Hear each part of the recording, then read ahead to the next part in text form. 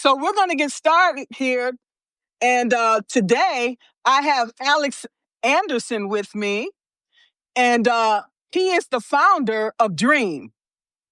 He builds digital media products, writes about founders' journey, and hosts live podcasts featuring creators and founders from around the world. Okay. He is a former enterprise database specialist turned independent entrepreneur. Okay. And Alex here is from Dublin, Ireland. Okay. Dublin is a UNESCO city of literature, the capital and the largest city in Ireland, and also known as the home of the Guinness Brewery. Okay. And so it was originally founded by the Vikings, and its name came from the Old Irish, meaning black pool. So, Alex, please introduce yourself and tell us how you made it to Substack. Fantastic. Yeah, absolutely. So it's going to just throw it out there. I'm natively from Norway, been in Ireland for the past 14 years. So I ended up on Substack initially because I started writing during one of my burnouts in my enterprise role. So I needed somewhere to kind of just journal, write, those kind of different things, just get your mind out, have a good time. And during that process, I kind of wrote a whole bunch of like short novels, like, 2,000 words, 3,000 words. And I told him, okay, it was actually ChatGPT who convinced me that my writing was so good, the world had to see it, right? And I was like, oh, fantastic, the world must see this. Thank you, ChatGPT, for giving me way more false confidence. So I was like, how do I share this? How do I publish, right? How do I go viral? And then I came to Substack because it just seemed like a good place, to share writing and such things. So then my plan was I wanted to develop my writing skills. So I ended up doing like weekly publishing. I thought it was, super fun. Why not? It was a great way of doing things. And that kind of just took off in a very unexpected, path as a whole. Because, Substack, the first thing you realize about Substack, you're posting and it kind of just vanishes, right? It just goes away. And you're like, you don't really understand how the Substack stuff work. I don't understand how marketing worked. I didn't understand how everything was working. So I just kind of started. That's actually how the full journey of writing and my social media tools and automation and really everything kind of came to fruition was because I came to Substack and I realized there was a whole world I needed to learn about and a whole world I was able to tackle. So that's actually how Dream came to be initially, was me tackling one challenge and then another one, and then all the challenges just kind of came rolling. So that's a little bit about me and how I came to Substack. It's a fantastic place. Love being here. Love being a podcast. It's always fun to be talking on camera, even though I was terrified of talking on camera initially. But here we are still. Well, I couldn't tell because when I came to your live, you were talking to a content creator from Pakistan, if I'm not correct. Uzbekistan. Yeah. Oh, I'm sorry.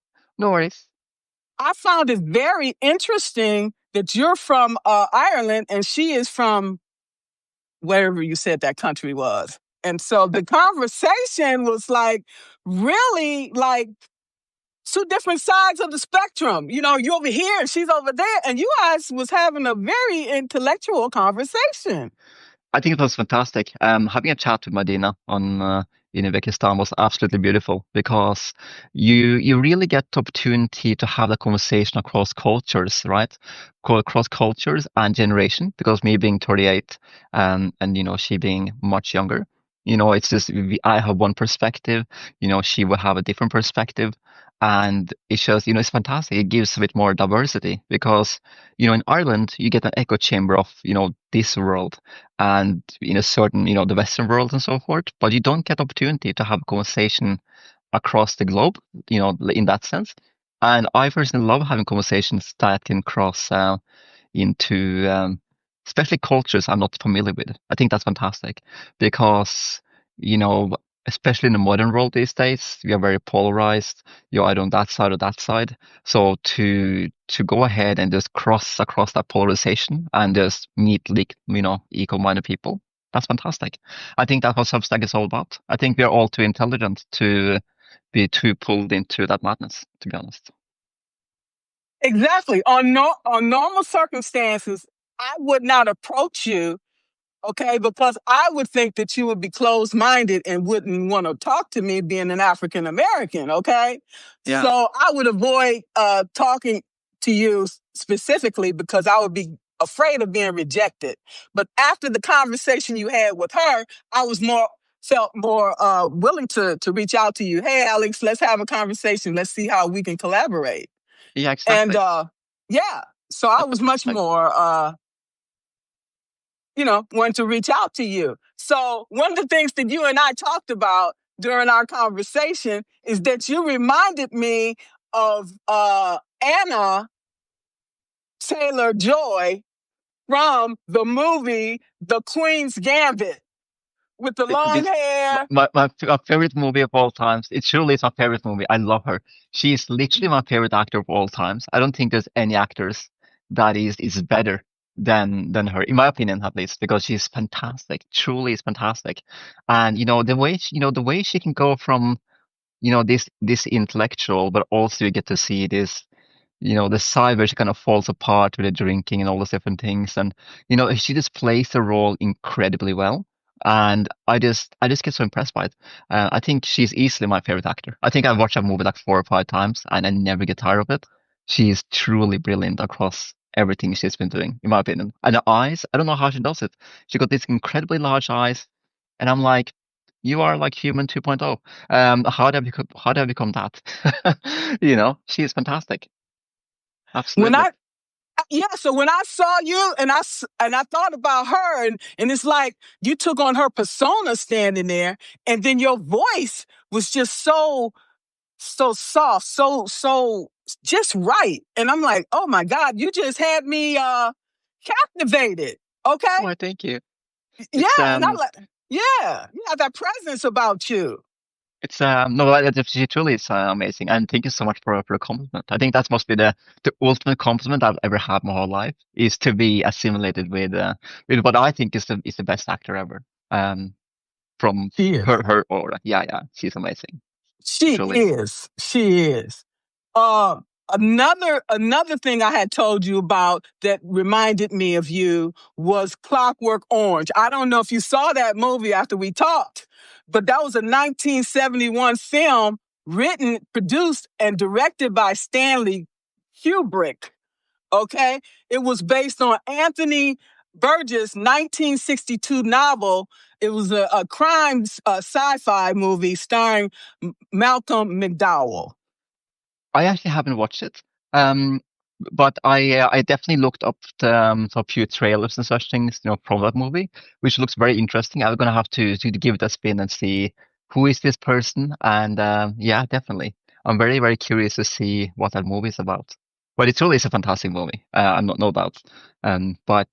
But yeah, thank you so much. I don't think anyone ever told me I remind them of a movie character or a not a character but an actor, so to speak. But thank you.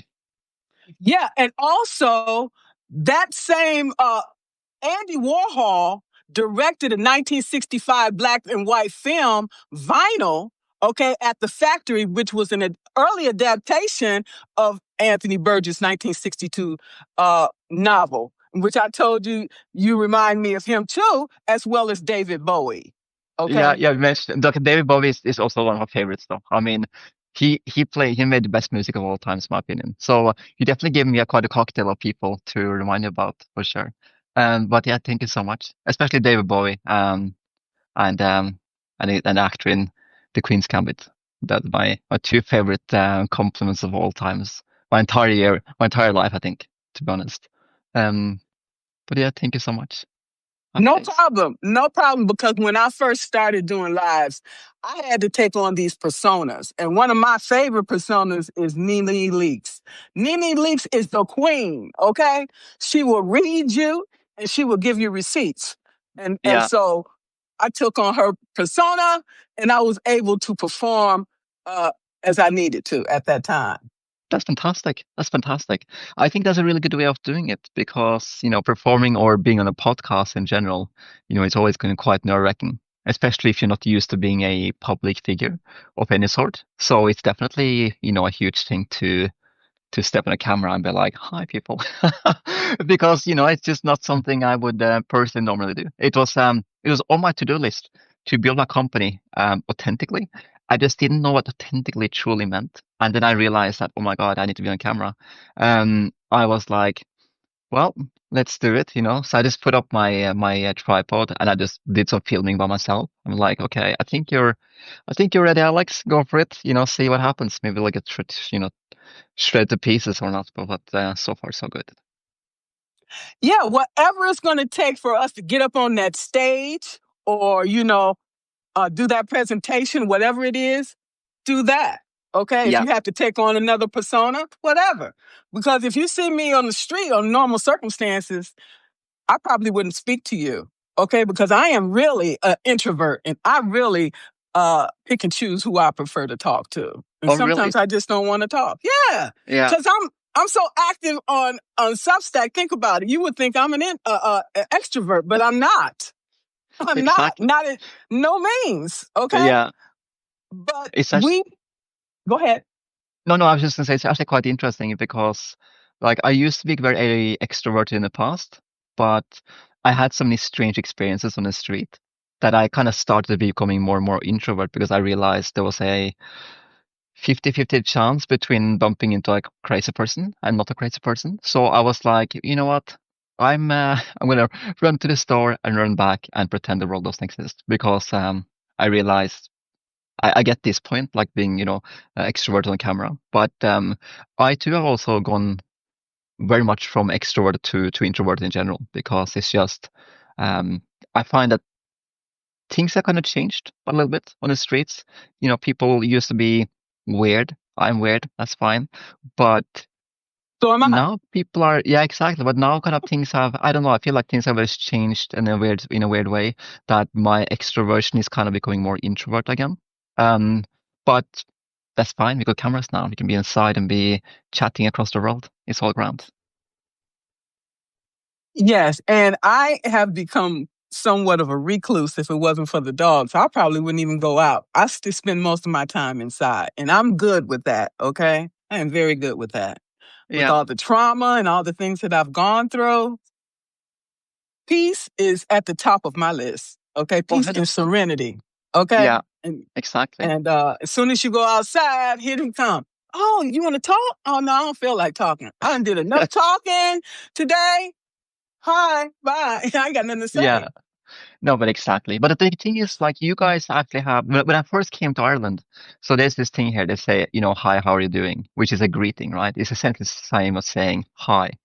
But I didn't know that back in the days when I first came in, 14 years ago. So I went to the store and the store clerk goes, "Hey, how are you doing?" And me being a Norwegian, I was like, "Oh, wow, what a nice person. Let me explain her my entire life." And I'm like, "I'm doing well. I just came to Ireland," and I kind of gave her half my life story. She's looking at me kind of strange. I'm like, "Who are you?" I'm like, "You asked me how I'm doing. So what's the story? Why are you, looking so strange? I'm just answering your question." But then I learned a week later that it's just a greeting. It's just a pleasant hi.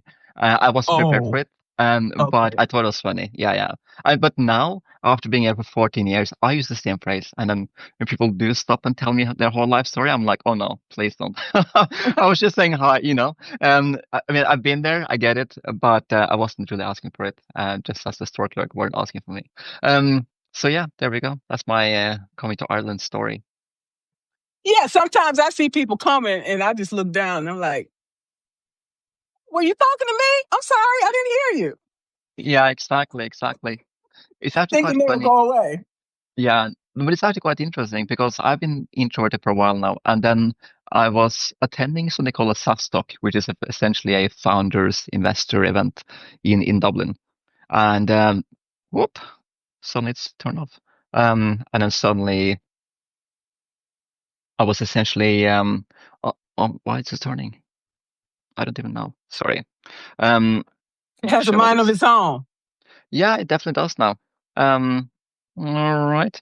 Let's hopefully it stops doing that. Okay, there we go. We're kind of back. So yeah, I was supposed to be extroverted and pitching to people and pitching my solutions, pitching my company, pitching everything um to people who actually know what they were doing and talking about. And I never gone from being introverted to extroverted that fast my entire life. I walked to an event, I stood outside thinking, shit. And then I walked inside, and then that was essentially 10 hours of pitching nonstop the whole day. And there we go. That's how I got back to being extroverted because you didn't really have much choice, you know. There it is. And the same here. If you're not extroverted, you have to act like you are. And if you want to get subscribers, okay, you can't have that introverted stuff here because Yeah, you gotta exactly. you gotta open your mouth because people don't know what you're saying, know what you're Wow. thinking. This is Okay. quite unique camera today. Yeah, no, I completely get that. It's truly, why is it doing that now? Sorry, just my camera being. That's okay. I'm gonna continue talking. Okay, in the meantime. So the thing of it is, I'm forced to be extroverted, but that's okay. It's all Yeah, good. The thing of it is, we have to have flexibility. I'll be extroverted when I need to be, and when I can, I will be my introverted self over here. Okay. I think that's fantastic. But you make a good point though, because when it comes to business and so forth, you know, one of the first things you have to learn is cold calling, cold reach out, cold everything, because you know initially you want to go ahead and I suppose do the hard parts. You have to start somewhere. Nobody knows who you are, so you have to like reach out, like, "Hi, I'm this person. Do you want to go ahead and join a podcast, collaboration, whatever?" And but that's the same thing in business in real life, right? You can't start a business in real life unless you're willing to do cold calling, or unless you're willing to do cold outreaches, or simply go on LinkedIn and reach out to people, or speak to people in general. So you have to be going down that route anyway, regardless what platform you find yourself on, because you're going to need allies, you're going to need people who want to collaborate. And in many cases, sales is kind of like a numbers game because if you get, let's say, 3% out of 100, then you just have to kind of go to the numbers until you get to the point you want to get to, essentially. And that's how it's done. I love one-on-one conversations, okay? That's golden for me. I have like 5 or 6 a day. No Yeah, problem. But when you're getting into a larger group, that's where it comes much more, muddled or whatever. So I'm like, so now I'm having to figure out how to build the community, okay? I'm good in notes. So how can yeah, I transfer that to the community? yeah, That's exactly. that's going to take a longer time frame, okay? Because people don't want to necessarily open up because they don't want to look stupid or they don't want to look whatever. You don't look stupid. Only dumb question is the one you don't ask. If you don't know, ask. Open your mouth. Exactly. That's a good Okay? point, actually. Yeah, I think every group needs that one person who asks the stupid questions because it creates that atmosphere like, hey, I can ask this question. So in every role I've ever taken on in my like professional life, I've always been the one to ask really basic questions because I know it opens up the floor for other people to ask questions at every level. And I think that's really important because from training environments to collaboration to communities you kind of have to be that person to ask certain type of questions at a certain type of experience level so people feel comfortable opening up across the board, so to speak. But you're right, fostering that kind of community where people feel safe to say whatever or ask anything, that's the key for every community, I think. It is because a lot of times you open up and want to talk and then you're ridiculed, and so Yeah, that's why a lot of people will just prefer not to say anything rather than to ask or they don't want to be a burden. But you're not a burden because you're part of a community. And being a part of a community that means that you have this uh resource available to you, use it. Okay. Exactly. And it's free, you know? Yeah. And we're all here together. We all have these talents, skills, and the expertise. So how can we utilize them to help the people within our community? Okay, that's what I'm about. I don't understand why people are not wanting to be. They say they want to be a part of a community, but yet they don't. So Yeah. I don't know, because I worked for the government for 39 years, and all my work got done from me working with other people.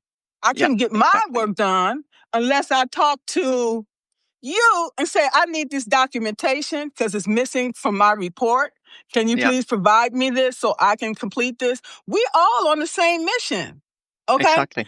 That's the thing. So I don't understand the mentality of people, and I can't worry about it. I have to worry about the people that gets me and understand what I'm relaying, and leave the rest to wherever they're at in their heads. Yeah. Okay. I think I That's know. it. Yeah, I don't think I even know. I don't know the answer to it. I think I kind of like can nudge in certain direction because I was part of this business seminar type of thing, and somebody was saying that, which is really interesting. I never thought about it. Someone says that, well, what confirmation do you have that nobody steals your business idea, runs off with it? And then the trainer said, here's what you can do. You can walk down to the most busiest square in the world. You can shout your business ideas to the world, and nobody's going to care. And that's true, to be honest. That's true because we are not lacking of ideas. We are often just lacking either execution or something along those lines. It is not. So I think it's kind of like it's really interesting the way he approached that because she was afraid that someone would take her business idea because we all think our business ideas are amazing, are truly one of a kind, right? They are the most perfect thing that ever existed. When in reality, there is a trillions of ideas, and there probably is millions of them that are even better. It's just this one means more to us, and we think it's truly amazing. So I think it's just a lot of people is a combination of A, being afraid of having their ideas taken, or B, it's the lack of confidence to mention their ideas or to throw them on the table. I think that's kind of like the two bigger contributing factors that people actually think that their ideas are the best, which I think is interesting. And we think we all do. Like if you have an idea we truly believe in, we just like we go like, oh, this is the best thing in the world. Even the reality is there is probably thousands of people doing exactly the same thing. So yeah, Go figure. Because as a coach, when I go and look at everybody's videos, we are all saying the same thing. We're just saying it in a different way. Okay? yeah, exactly. It's well that's the thing though, isn't it? Like we are pretty much just saying the same. It is the same words, just in different ways, pretty much. So Exactly. So what sets us apart from other people doing the same thing? Uh your truth, your realness, okay? And people exactly. gravitate towards that. Okay? Yeah, Then they will 100%. decide which person they want to follow, which person they want to subscribe to based on Exactly. that. Okay? Yeah. No, it's a good point. It really is. I think today, especially today, the biggest asset any founder, creator have, whatever it might be, it is your or our authenticity, or the way we are being authentic to the community and authentic to people in general. Because, if you go on Substack, LinkedIn, whatever platform, you're going to be um, experiencing a lot of content saturation, right? AI, opinions, whatever. So only truly differentiator between you and thousands or millions of other people is your face, is your personality, it's your tonality, whoever you are, right? That's the differentiator. That's how you need to build your brand. It's truly you or us, and the brand itself that truly needs to, yeah. So there we go. That's my thoughts anyway. That's my 2 cents on it. Yeah, every day I am learning something new, which is really good. So I'm evolving. We all are evolving every day. Okay. And Yeah. so we have some comments down here. Let me check on that.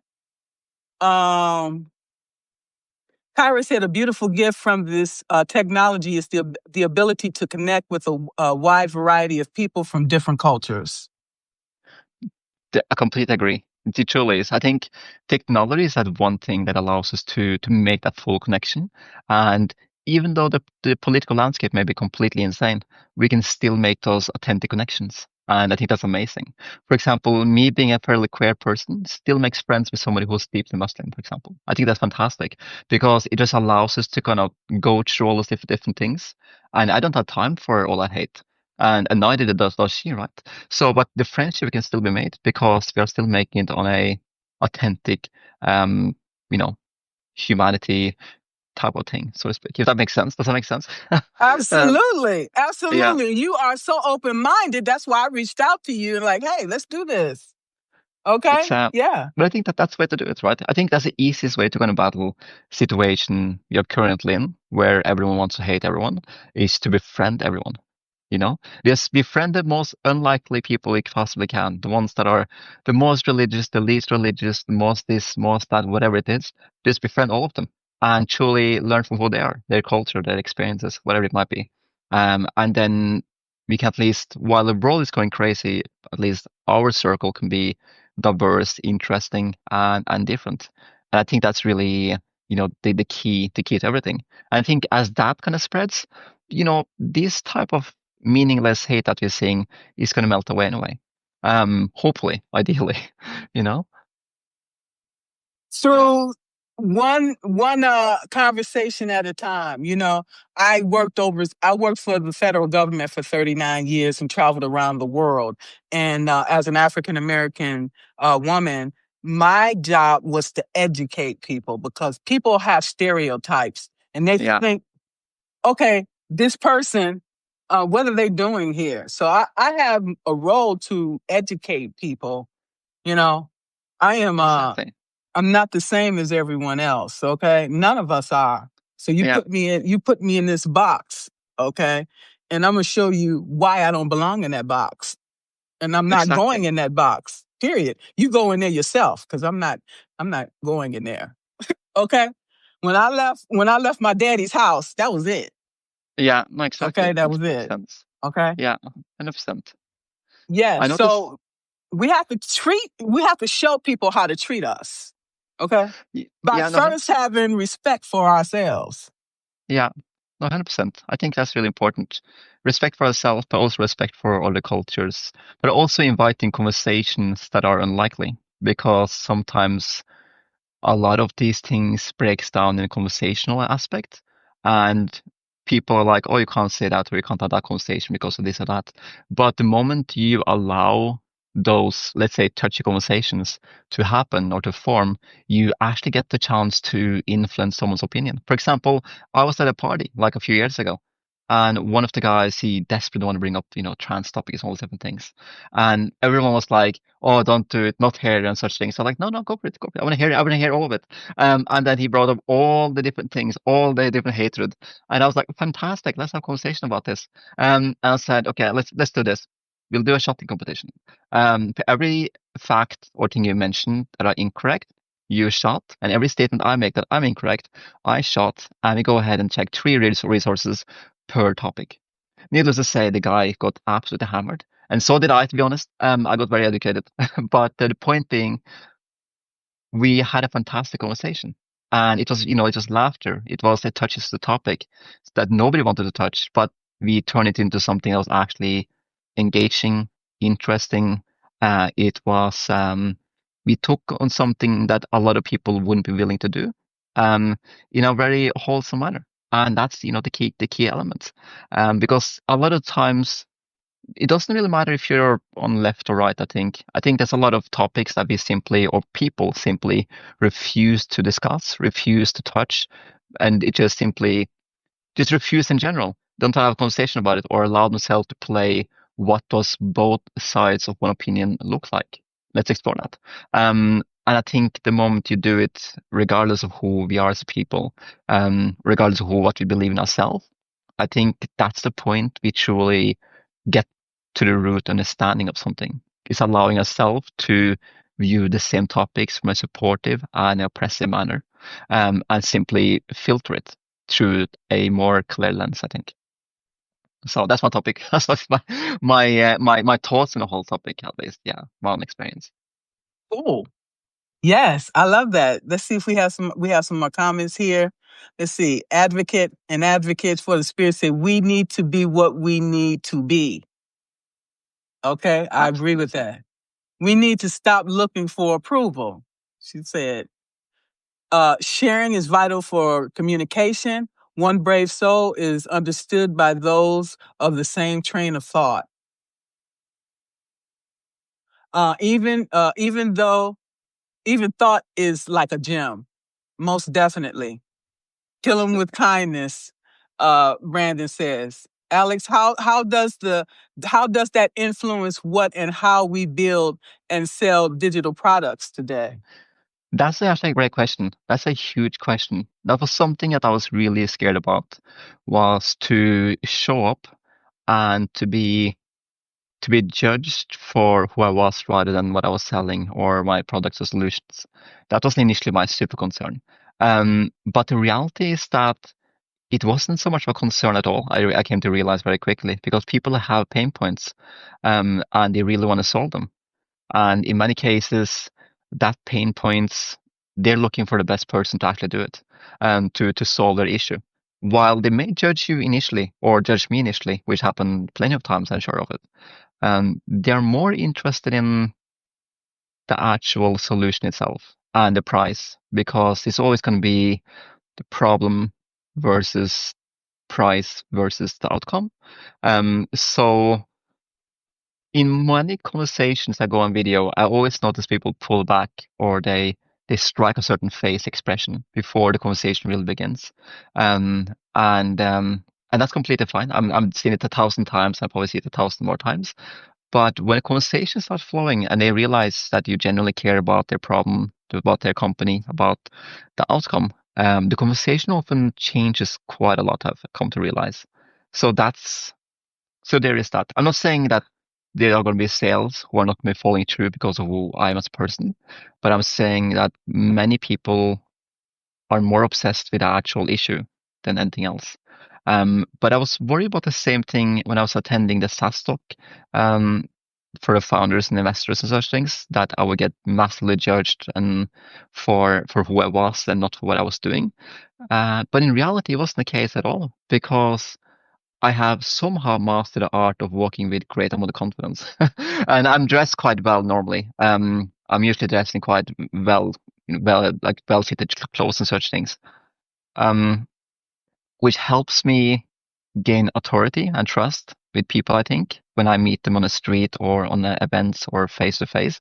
I usually meet people, in a very fitted blazer or in a coat that is quite expensive. So it just communicates differently compared to now I'm sitting in a scarf. Does that make sense? Dress to impress. Yeah, exactly. I think at the end of the day, we are given the pleasure and opportunity to be perceived in whatever way we want to be perceived. If I will come in, it's hard to say, but maybe if my hair was pink, maybe I'll get perceived differently or more harshly. I don't know. I won't find out. But I think being who we are, and if we dress professionally, I think that alone will help change the perception a lot, because they see you dress professionally, even though your identity or whatever might not be what something they will support, but they still see you as a professional individual because you're dressed in that manner. So I think that's kind of my full extent of the thoughts I have. But yeah. Did that answer your question, matter of fact? We advocate of the Spirit says we are here to break free of limitations given by others. I couldn't agree more. If we are able to assist one person, the layers opinions mean nothing if they come from the point of judgment. I couldn't agree more. Okay. Absolutely. Yes. So Alex, how did you come up with the name Dream for your company? Or does it stand for acronyms or something? That's a great question. How did I come up with it? So It wasn't the initial company name, to be honest. It was something completely different. Yeah, I mean, the thing is, I have multiple domains. I've had a company, I had a domain called CodeSplash. I had a domain called Lunette.ai. And so the way Dream came to be was that I was trying to brainstorm names. I had no idea what to really go ahead and write down. I feel like I was kind of confused with, like what I was supposed to call the company. And then I was started to write down what exactly do I want the company to communicate? Like, what does the name communicate at all? Who am I and who is the company? What am I communicating to anyone? So I wrote down a whole list of things that I wanted it to be. I wanted it to have some roots in Norway, hence the A, and then I wanted it to have a certain style, have a certain flair to everything. And it was initially my plan. I went through what feel like billions of words that had an A and an E, so I can swap them around and make an A out of it. So I just kind of went through words and words and words, and then I was listening to, Aaron Smith, Dream On. Hmm. Yeah, it was very coincidental. And then I was like, Dream. I was like, Dream is definitely taken. There's no chance it's not taken. But is Drum taken? And then I was like, if I write drum with an A, uppercase A, it looks like an A and an E that you just swap it around. And in English, most people pronounce it as a dream anyway. So I was like, there we go. We solved the problem. So yeah, it was kind of like that's why we'll see the brand name Dream everywhere. While you won't see the domain name a lot, which is actually Drime.io. But that will be coming quite soon. But that's kind of how the name kind of came to be. Um, and I think what's interesting about it is that when I was trying to pronounce it, I struggled a lot. I was like, how do you pronounce Draem? Is it Dram? Draim? Um, and then I kind of came up with the idea that, well, every dream has this moment of stuttering. So I was like, that's fantastic. That's my logic. It kind of works out, doesn't it? So I thought it was really interesting, a creative way to kind of, go about, naming the company as a whole. Because I've always been a dreamer. I've always been somebody who's zooming out in this dream and kind of get lost in my own thoughts a lot of times. Um, Probably because of ADHD and autism back in there as well. But that's my mind is kind of very dreamy. Um, and so so yeah, I guess it just felt like it all fitted, into one cup. I felt like I was watching my whole life kind of just zoomed out and just popped in a coffee cup and be like, that's dream right there. Um, and that's kind of where it all started. And that's why I wanted to target Hotspot, but work with creators and founders and SMBs because they're all in the same cup. Everyone is dreaming, everyone is hoping, everyone wants to accomplish something. And I want to be there with everyone when that's happening. I want them to use my system. So that's the thing. I want to make sure that my system enables them to get their goals. So we are all growing in unison. Well, talk to us about your program. I might want to join. Yeah, no, it's when it comes to Dream, it's actually a full ecosystem. So you can think of it this way. So most companies or creators or founders, one of the biggest things they are going to be facing sooner or later is I know, as Advocate says, everyone has their dreams. Is that they don't know how to manage the data. They don't know how to do different things, how to do cross-platform. And in a lot of cases, when you try to do certain things, you can do a lot of manual labor. So your scaling is going to be very limited unless you're willing to do insane amount of administrative work. So the way Dream is designed is that everything runs in unison around the company. So we have marketing systems that is designed for multiple platforms, fully integrated, which means I can write a campaign, I can write the content based on a campaign, I can schedule it for a full week, and then that's it. No more touching. It's going to happen automatically. No problem. And to buy the same systems, you have to pay thousands and thousands of euros. Mine runs on 30 euros a month. So it's a bit of a difference in terms of what I'm actually paying because I design everything from the ground up. Um, and that's just one of the systems because that is designed for organic growth. And then the web page is designed for signups, and that goes into my CRM system. So the CRM system can filter through a multitude of different things, which is where the podcast comes in, the work, the collaboration spaces, yeah, the project management, everything kind of flows from that point onwards. So depending on how everything is engaged in within my system, the data gets pulled in and out, and it always flows in unison, so that every action that I do with a company has a data point and has analytics. So I know that everything is done with purpose, but I only do as much as I need to and let the system do the rest. Um, but what's unique about the company is that I'm able to create custom solutions for everyone. So I can take one of my solutions and I can say, we have this need. I can just customize my whole solution to their needs while maintaining full ownership of the integrations. So I can continuously build out the integrations and add things to their platform without them having to worry about how to do it. So yeah, it's a very data-driven system altogether, and that's what was unique because Notion allows you to store data, but Notion has architectural limitation. But because of my background as a database engineer and also automation specialist, I can look at the limitations and I can scale past them by using a new architecture or how I split the data between multiple tables, allowing that data to not to grow more than have to be, but also using architectural solutions that I've seen in bigger companies. And then I can make 5,000, 50,000, 500,000 without too much issues. So, so there we go. That's kind of what Dream does. We make custom solutions, we make our own solutions. But I think ultimately, if a company wants to have the same solutions as what we do, they're looking at 100,000 euros spending a year, while for our spending, that's between 30 and 50 euros per month. And that's where things get crazy. And that's where we start to separate things because we are customizing everything. Everything is modular, everything can be added, and everything can be, subtracted as you see fit. But to keep your mind straight while you're architecting a complete data flow from start to finish, that's a huge job. That requires the brain to really stay in place without losing touch with reality. So very often I'm sitting and thinking, Alex, you're crazy. You should just roll up and go back to whatever job you came from, and this is too much for you. But realistically, I think it's a good path. Once everything comes to fruition, that's why I had to close down Dream earlier because now I'm entering. Now all the architects are done. Now I'm entering the stage where I'm developing everything that goes inside, which is all the data flows, all the different things, everything is just rechanged to be communicating with each other. Wow. Are you hiring?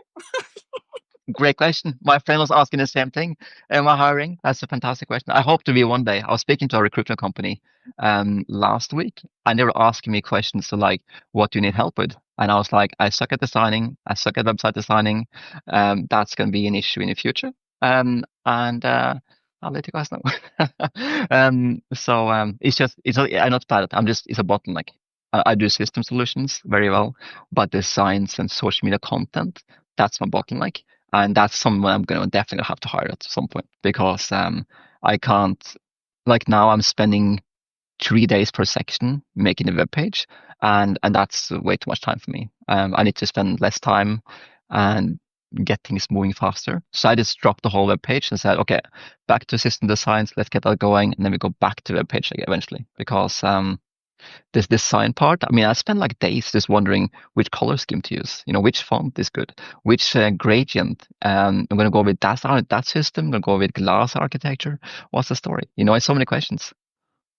So If you like me, I am a perfectionist. I have to have everything and yeah, just have to be just perfect. But life don't work that way. I mean, because by the time you finish it all, then you'll come up and say, "Oh, I came up with a better idea how we could do this." Because I'm a systems thinker.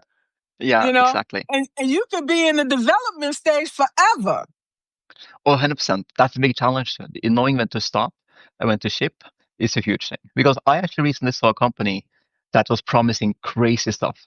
an AI company. There was crazy promises, and I was looking at the company. I was like, "You guys are not delivering anything." Like what you're saying, right? You're making some really lofty promises, and they just launched, and you had like thousands of people, and I'm like, "Hmm, that's an interesting approach." And I kind of told myself, they are getting a lot of hype, but the retention is going to fall off the cliff pretty quickly when they realize they're not delivering in that regard. But they're doing something really smart. They're shipping fast and iterating fast as well. And I should be doing the same thing. I should focus on my systems, get it done, and just throw the web page together and just go live. Because December is a quiet month, but January is a really busy month. So catching people in December could be immensely valuable for growth in January. Because if you're working in like companies and enterprises, they have a change freeze in December mostly. So nothing happens in December. Nobody make big changes there. They're just doing this stuff. But January and February, it just takes off like a rocket ship. And I definitely want to make sure everything is ready to do promo in December and then get clients in January. I think that's a good time to dive into things. We'll see how it goes. Wow, you are something. I didn't realize you were into all that. I knew you was pretty smart, really smart. Okay. You have one of those, what you call it? I forgot what you call it, but anyway, um, the thing of it is you're helping people build an ecosystem is basically what you're saying Yeah, for their yeah, exactly. business. Yeah, exactly. It's because the thing is, I've been to job interviews in smaller companies in the past, or I've collaborated with small companies, and I've had a question asked me. They're like, "So how do you handle your sales, like your leads?" And I'm like, "What do you mean how I handle my leads? I handle them inside the CRM." And they look at me, and I can see the guilty look in the face where they're thinking, "You don't have a CRM." So I'm kind of like, "Okay, that's fine. I can build one, I guess." It's just it was, and that's not uncommon. I spoke to lots of founders who told me that, yeah, I'm storing my client data in Excel sheets. And I'm like, okay, um, let's talk about that. So Security. That's a security problem. yeah, exactly. Waiting to And happen, waiting to happen. yeah, exactly. That's the big thing as well. So the problem is just when we're doing that, there's a lot of manual labor that comes with it. There's a lot of copy pasting. There's a very bad tracking of history. There is no place to, I suppose, making sure that all the data communicates so you can make, high quality decisions or anything like that. So we end up in a situation where everything becomes siloed, and that same happen with the growth as well. A company that silos everything will have they will hit a bottleneck where they're doing too much time on admin tasks and too little time on actually doing what it's supposed to do, if that makes sense. And that's a huge thing. And then how do you follow up with a client in, let's say, 2 to 3 months time? How do you remember the history? Do you go through your emails? Like what's the story? Do you go through, like, there's so many questions I have that I wouldn't understand how they can keep up with those elements. It's a lot because as soon as you finish the design and everything and you're getting ready to put your product out in the world, then the technology changes and then you got to keep doing these modifications every 2 to 3 months. It Exactly. can become costly. Definitely can be. It's definitely a challenging situation because most of them are too small to buy a CRM system from a big company, but it's too and yeah, it's like there's very few that caters to it. But at the same time, who will you go to? Because you're maybe operating with 10, 15, 20, which seems, good to be a Excel sheet. But you're also missing out on opportunities like email list or, welcome journey, welcome to your company. There are so many strategies that is untapped and there is so much revenue being put on the table that they don't necessarily understand themselves how much they're losing out on. And they're not also, generating this from social medias. They're trying, but they're often failing because they don't know how to make the pipeline flow. So yeah, it's a lot of small things that they are spending time doing administrative rather than actually producing, which is where I come in. And that's good because you're going to make a lot of money. Okay. I We hope know so. that. So, I hope yeah. so. Cross the fingers. So, yeah, for Yeah, sure. And the thing of it is that, like I said, the technology is changing. A lot of these companies don't even have enough employees to do the necessary work that needs to be done. Okay. exactly. Yeah. And you got to do all these QA tests while you're putting the thing together and making sure that you minimize the garbage that you're putting in. So in the end, it'll be less problems down the road. No, 100%. So I think a lot of so companies, yeah. go ahead. No, I was just saying, like as I said, it's definitely if doing it in-house can be a challenge because not everyone, has the same thing.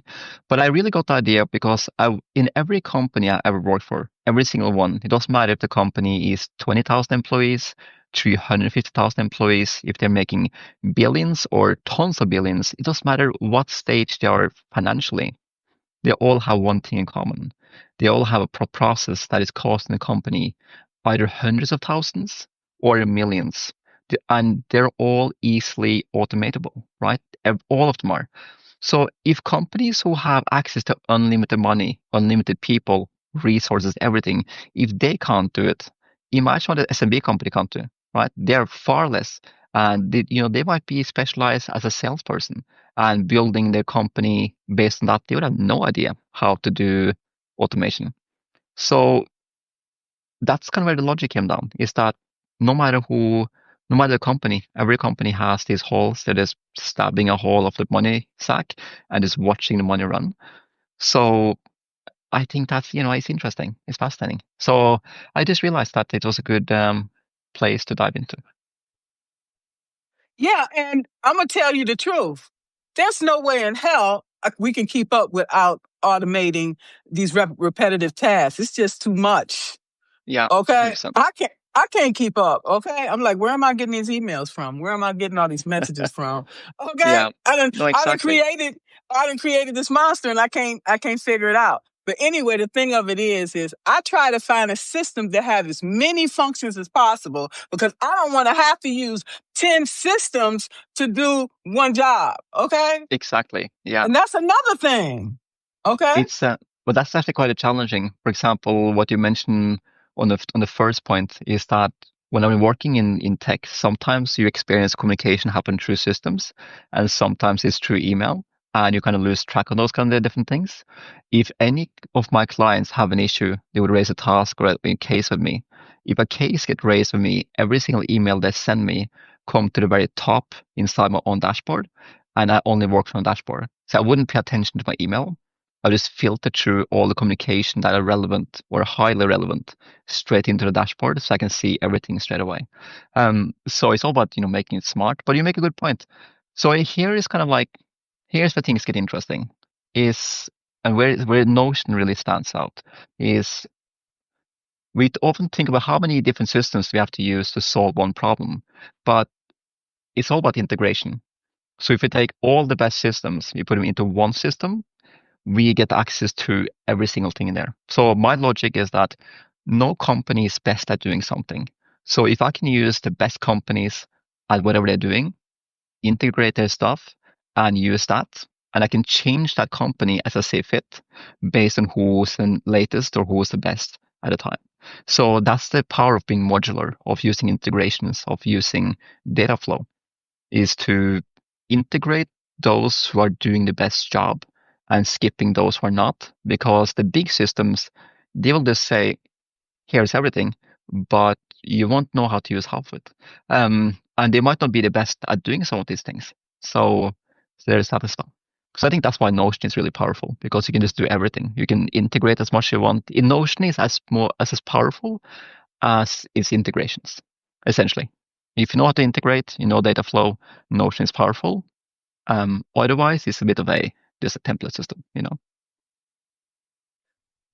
Well, that's very good.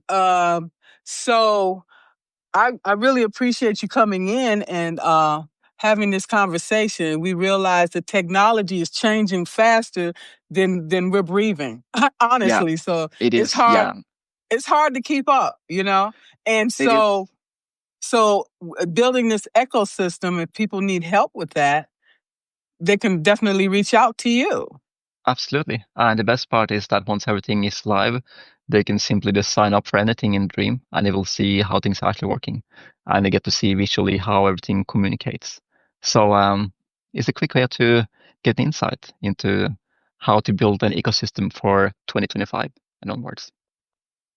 2026 coming up. So I yeah, know. Can't we wait. have to be about it if we want to keep elevating and growing exponentially financially. We have to start utilizing these tools to our advantage. Okay, Yeah, so we can concentrate on doing the things that we love.